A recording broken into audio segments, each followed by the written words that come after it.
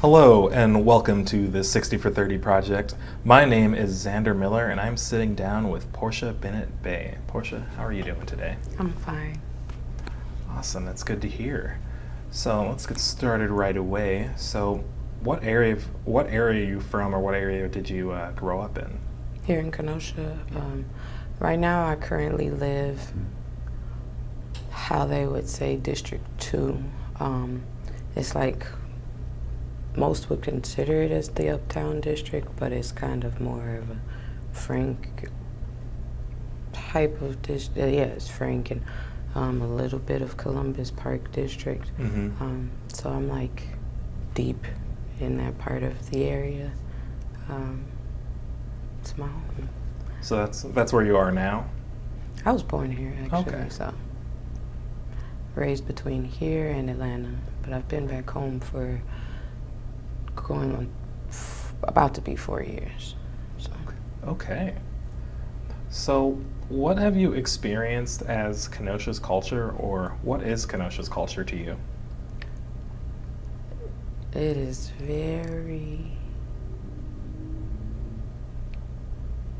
diverse.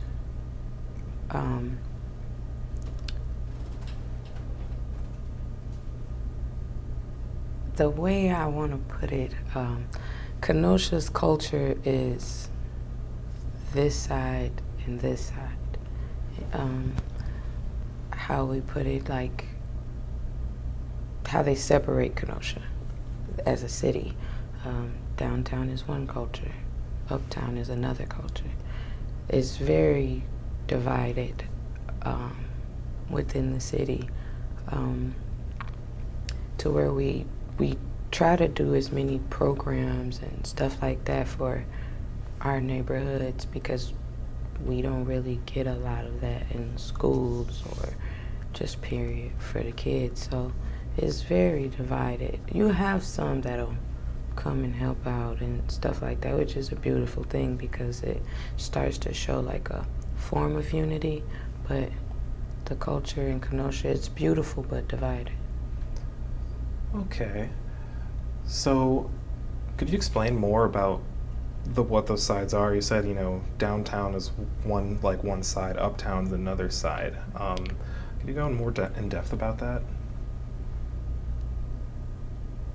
Okay, for instance, the visual of what it looks like. Okay.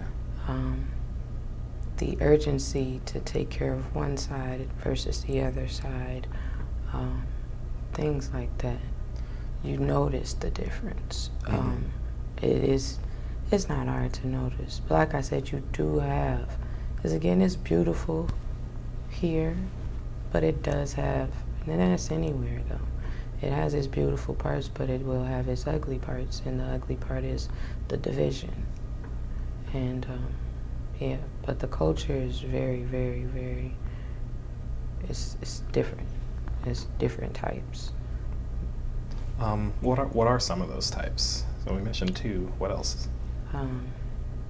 We have the Hispanic culture here. We have an Italian culture. You have a variety of people that live in the city of Kenosha. But the beautiful part about it is when everybody comes together and it's like super fun, no hate, it's just all love. Because that's like a major thing for me, love and not hate. And that's when you get to see the beautiful part of Kenosha. So when Kenosha's divided, it's that's when it's at its worst, you'd say. But when it comes together, that's at its best. Yes. So let's kind of give examples of some both. So let's start with the positive. What are some examples of Kenosha at its best when it's together? Voting. Voting. Community events. Actually being involved in not just one community, but the communities that need help. That's the beautiful part. The ugly part is being judged because of where we live, or stuff like that, having to see too much of a certain presence in certain areas, if you catch my drift. So it's like when they're not together, it's an automatic diss to this culture versus the other. But when they are together, everybody, it's like we accomplish this as a whole versus just this one side getting it done. So if I'm getting it right, when there are those community events where people are together, it's almost like the sides aren't there. Like everyone's there for that one thing. Everybody But is one. When they separate, go separate ways, it's like you see people that are like, I can't go there because they're judging. Is that okay? How have those experiences affected you? They've actually made me a better person. It's helped me to wake up to a lot of things and helped me to realize that as an adult, I have the opportunity to do as much as possible so that our kids, don't have to know what hate is, because that stuff is taught. You're not born that way. So if we can do as many community events as possible for the kids and have as much stuff or resources for the kids, they can see different cultures coming together as one. So that's where, you've started feeling, is now that you've seen those experiences, you're like, okay, I want to see kids have the, see that beautiful part and see that more and really ingrain that. Is that accurate? Yes. Okay.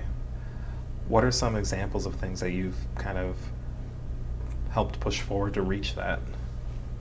We've talked about like the things that need to be changed within the school board. You have some schools that lack the proper reading material they need. I've seen the books that some of the babies bring home and they are torn up. They don't get the privilege of having a new book to take home and read and stuff like that, or they just don't have that help either to be able to obtain what it is they need. But most of the schools in where I live, they need that. They need, like, just walking in this library, I can tell you right now, much different than the library that is in my neighborhood. It's a total difference. And you can tell. That's what I mean by that division part. We want the kids to see the same things that the other kids get to see and enjoy in life. And that's the hard part about it, because we really don't know half the time how we can get it for them or things like that. So thanks to Andy Berg, he started putting out those mini library houses. I helped him paint some of them. I painted like 4 or 5 for them. And now there are many free libraries around the neighborhoods I live in, so that the kids can have nice looking books and stuff. And it's just all the other stuff that we try to put together for the kids in the neighborhoods, like the back to school things, or just a big fun day for them to do stuff, and have things for them to join now, like the dance team that I just started for young girls to be, a part of something positive. But the main thing is their education, and a lot of the schools in our neighborhoods need a lot of that help, and they don't. That gets kind of back, you mentioned that urgency for one side versus a lack of urgency in others. It sounds like you've seen a lot of that lack of urgency for, around Uptown Frank area, the neighborhoods you said you're in, rather than say like downtown, or we're at the Southwest Library, so around here there's Lance. There's a different set of urgencies there. Yes. Okay. And so, what else have you noticed as you've been in Kenosha? What changes have you seen over time in terms of culture, or the good sides, the bad sides? I can honestly say I've seen people able to ask those hard questions amongst their families or friends, and they've been the most supportive people I know. A major help to us with getting a lot of stuff done in the communities, and keeping us involved in things that they have going on as well. And it's been beautiful.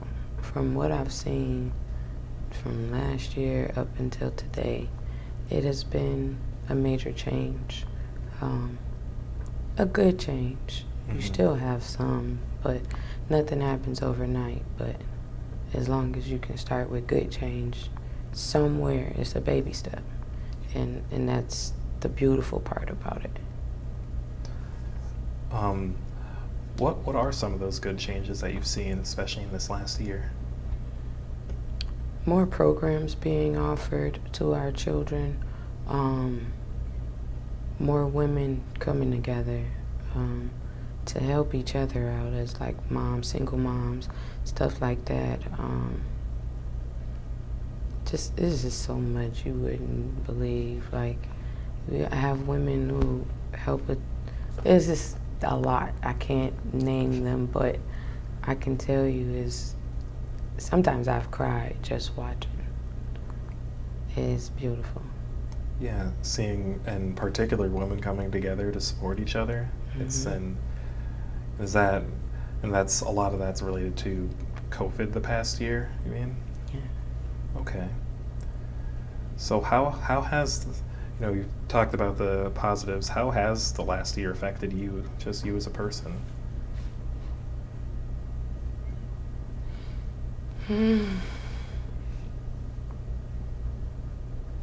Last year was something. It's a pretty accurate. Yeah, it was. All I can really say was last year was something. From COVID to protests to everything. Losing family, friends, having to be a part of rebuilding your communities. Last year was something.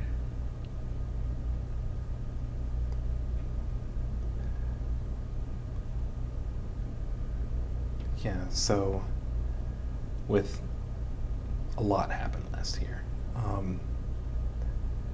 And now you mentioned that there are positive changes all coming out of that. Mm-hmm.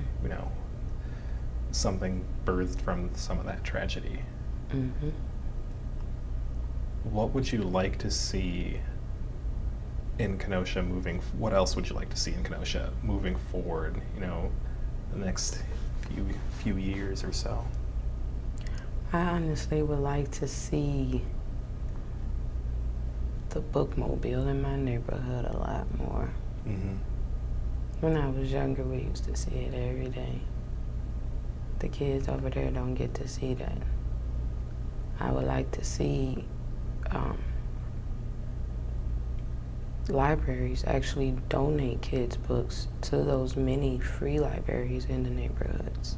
Mm-hmm. I would like to see programs for the kids, to be a part of, where it's not all the way on one side, and if they do offer something, provide transportation for some of the kids, because a lot of them can't get ways to this stuff. Mm-hmm. But what I would like to see in Kenosha is for Kenosha to love the children more than they love the rest of the stuff. because it's the children that's going to keep Kenosha going. And so you want to see the library in your neighborhood more. You want to see a focus on kids in the upcoming years. That's all. Especially from schools, from, like, seriously, I want to see more presence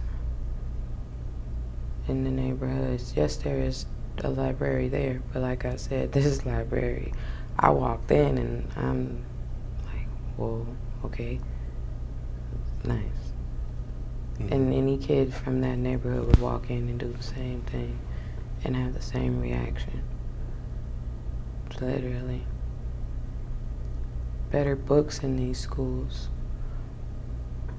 More resources for the children to have things, because it is hard on a lot of parents.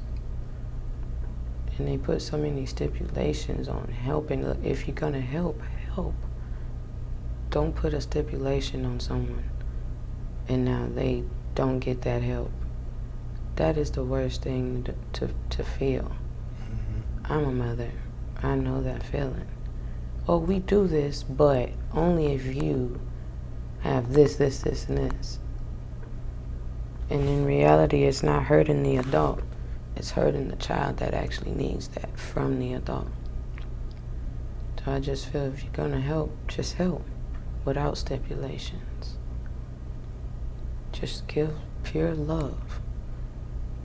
But it mainly needs to be focused around our children. It's like with any sort of assistance or aid, it's like having the kids as the focus, going through the parent to get there, but the result of the kid is the focus, is what you want to see. Yes. Okay. If I gotta be there, I don't care. Mm-hmm. Again, I'm a mom. I love it. And I know what it feels like. I really do.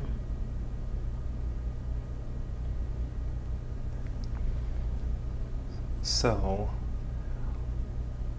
for those kids, we're gonna go like even further beyond, because we're talking things that something can happen.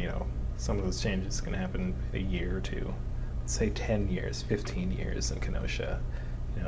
Some of your kids have gotten older by then. What would you like to see as a result when your kids are adults now? That's the beautiful part about it all. If we start now, literally start now, those children will be able to mentor the children who are 10 years behind them. And it will be a trickling effect. We can show them. We can start teaching them now financial literacy, economics, like so much stuff. They will be way advanced. Right now, all our children have is TikTok and YouTube, and Fortnite and Roblox. Again, I'm a mom, so I know.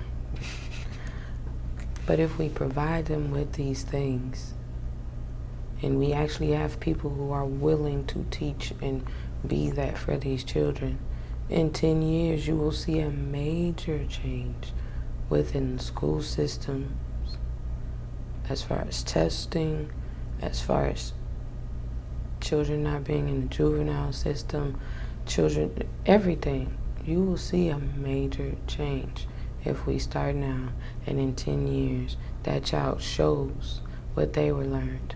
And then as that child grows, that child now wants to be a mentor to a kid that they see was just like them. And it keeps going. It's breaking a link, but connecting a link that will actually make that machine run even better. Some machines come with defaulted parts. You want to break or remove that defaulted part, which is breaking generational curses and breaking those bad links in those chains that keep things in the same cycle over and over. And you want to put that new part in there, and that machine is going to run well and produce so much goodness. Mm-hmm. And that's what's going to happen in 10 years if we continue and if we actually get to show the children right now everything they need. Wow. So, there's something that you'd like the Kenosha community, really to know, or Kenosha leadership, or even just something that we, missed in conversation. We can continue there too. What would that be? I would like to know if Kenosha Unified would let us, as community leaders, actually start programs in these schools. We can be those mentors. We know what it feels like. I had a woman, Miss Diana Chapman. She passed away though. And she was in Bradford, and she realized that a lot of us were kind of going in the wrong path. She started this group called Positive Women of Bradford, and every day we had to wear dress clothes. Every day? Except Friday. We got to dress down on Fridays. But every day we had to dress up like women, business women. And I learned so much from that. And Delta Sigma Theta, the chapter out at Parkside University, became our mentors. And they started calling us Delta Gems. And we had these cool shirts with the Greek letters for Positive Women of Bradford and all type of stuff, but it taught me a lot. When I was in school, we had home ec. They took that out. That is needed. They need these babies that cry all night long to show them. We had to do that. And it's so much stuff that our children had that was taken away here in Kenosha. And I just feel like we need it back. And I just want to know if they'll let us come in and mentor these kids, because some of them can't talk to their parents. Some have parents that just don't care. Or you have parents that care but don't know how to communicate. So let one of us come in and do it and help get them on the right path and show them something different. That's what I want. Okay. Well, thank you so much for sitting down with me. This has been just great listening to you. Thank you too for having me.